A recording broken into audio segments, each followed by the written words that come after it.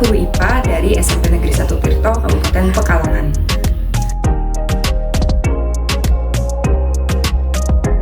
Sebagian besar siswa saya berasal dari orang tua atau keluarga buruh. Sekitar 65% pekerjaan mereka memiliki pendapatan yang terbatas. Bahkan banyak yang rumahnya berada di kawasan banjir, seperti Desa Pacar, Tanjung, dan Karangjowo. Rata-rata uang saku anak kami berkisar di angka 5.000 sampai 10.000 rupiah per hari. Bahkan beberapa di antaranya tumbuh dan berkembang dalam keluarga yang broken home, dan juga beberapa mereka terjerumus dalam lingkungan anak pang.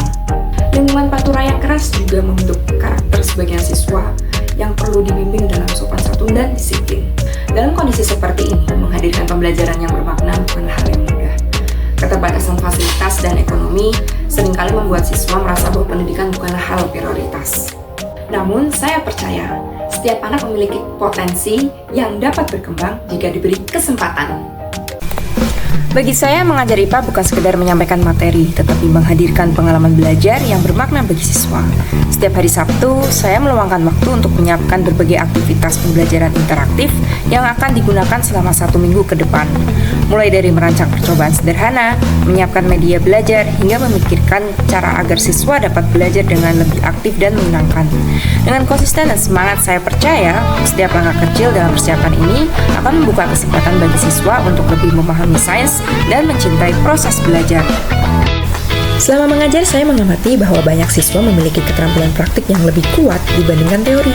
Mereka terbiasa membantu orang tua menjahit, bekerja di bengkel, atau membungkus makanan di rumah.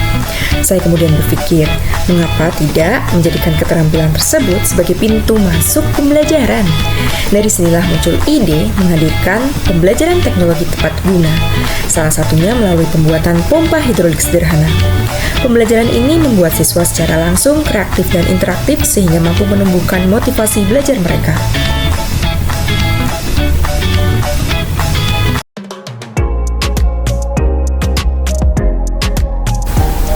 Dalam menghadirkan pembelajaran yang bermakna, tentu tidak selalu berjalan tanpa tantangan.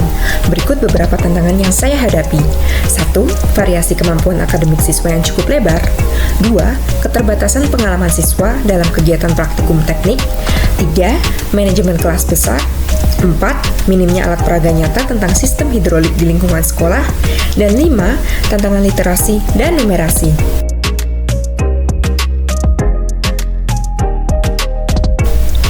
Di tengah keterbatasan biaya dan minimnya alat peraga di sekolah, pembelajaran sains tetap dapat dilakukan secara kreatif. Salah satunya dengan memanfaatkan barang bekas di sekitar, seperti sepuit, selang, dan kardus, untuk dijadikan alat peraga sederhana. Dari bahan yang mudah ditemukan ini, siswa diajak belajar, merancang, dan membuat pompa hidrolik sederhana, sehingga konsep IPA tidak hanya dipahami secara teori, tetapi juga dialami secara langsung melalui praktik.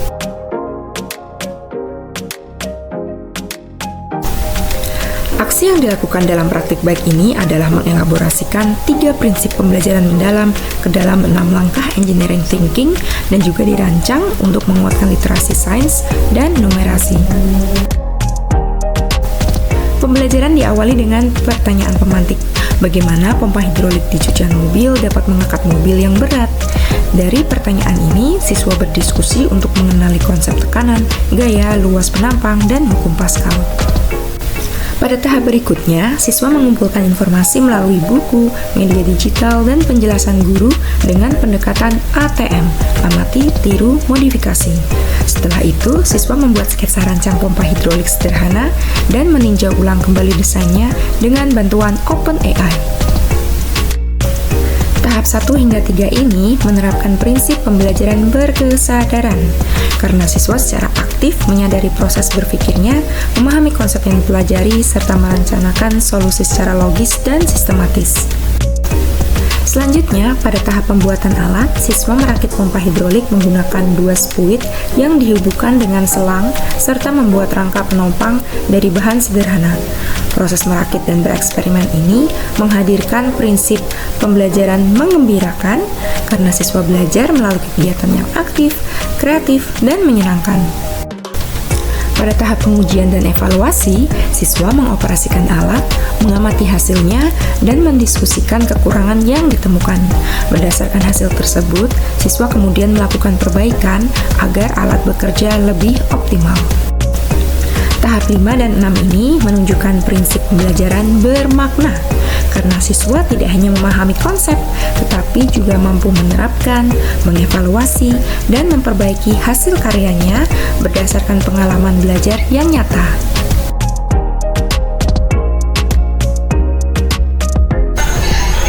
Berdasarkan hasil pengukuran melalui tes benar salah, kemampuan engineering skill siswa mengalami peningkatan setelah mengikuti proyek pembuatan pompa hidrolik sederhana. Awalnya, sebagian siswa masih kesulitan memahami hubungan desain alat dengan prinsip kerja hidrolik dan kurang teliti saat merakit.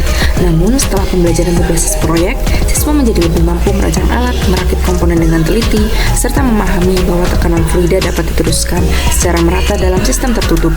Hal ini menunjukkan bahwa proyek pompa hidrolik tidak hanya melatih keterampilan praktik, tetapi juga memperkuat pemahaman konsep teknik sederhana.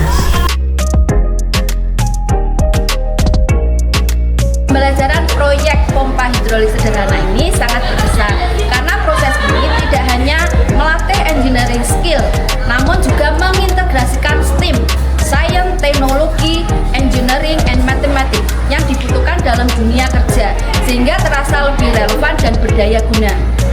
Materi kali ini sangat sederhana namun bermanfaat karena pompa hidrolik sering digunakan pada alat rumah tangga seperti pompa air.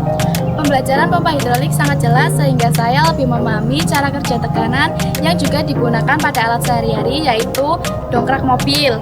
Pada saat pembuatannya kita sempat bingung bagaimana alur tekanannya, tetapi setelah memahami tahap demi tahap justru membuat kita lebih paham bagaimana sistem itu bekerja dalam kehidupan sehari-hari. Bagi saya, keberpihakan kepada siswa bukan hanya tentang mengajar di kelas, tetapi tentang menghadirkan harapan.